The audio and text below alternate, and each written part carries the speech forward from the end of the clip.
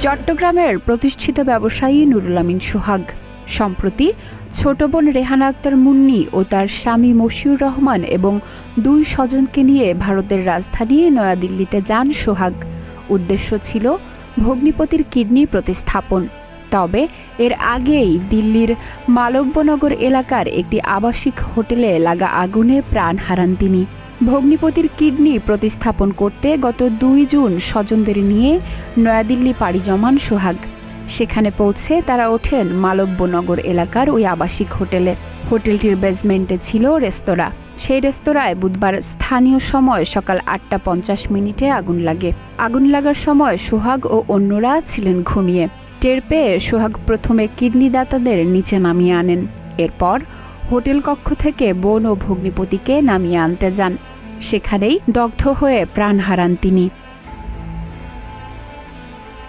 পরিবার সূত্রে জানা গেছে, সোহাগ কুমিল্লার 14 উপজেলার চিউড়া ইউনিয়নের সাঙ্গীশ্বর মধ্যমপাড়ার আব্দুস সোবাহানের ছেলে। 8 ভাই বোনের মধ্যে সোহাগ সবার বড়। তার 2 মেয়ে ও 1 ছেলে আছে। সোহাগের মৃত্যুর কথা জানিয়ে কান্নায় ভেঙে পড়েন চাচা আব্দুল মালেক।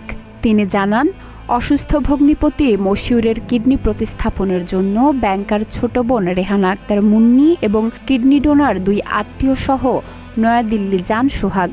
অগ্নিকাণ্ডের সময় ওই হোটেলে ঘুমিয়েছিলেন সবাই। টের পেয়ে সোহাগ প্রথমে কিডনির ডোনার 2 আত্মীয়কে হোটেলের নিচে নামিয়ে আনেন। এরপর হোটেল কক্ষ থেকে বোন ও ভগ্নিপতিকে নামাতে যান। তখন ঘটনাস্থলে অগ্নিদগ্ধ হয়ে মারা যান সোহাগ।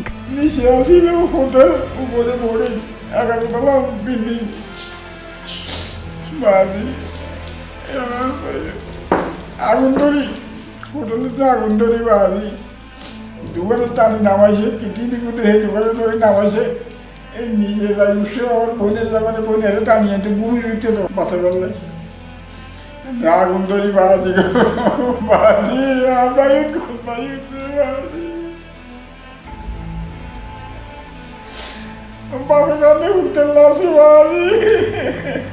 আব্দুল মালেক আরও জানান, ভাতিজির স্বামী সহ 4 জন বর্তমানে আইসিইউতে চিকিৎসাধীন। তাদের সবার অবস্থা আশঙ্কাজনক। কারো জ্ঞান ফেরেনি। আগামী 2-1 দিনের মধ্যে সোহাগের লাশ দেশে আসতে পারে বলে জানান তিনি।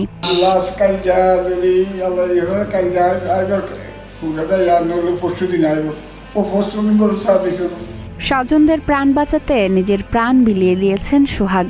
3 সন্তানের বাবা সোহাগের মৃত্যুতে শোকের ছায়া নেমে এসেছে পরিবারে। তার এই অকাল মৃত্যু মেনে নিতে পারছেন না স্বজনরা।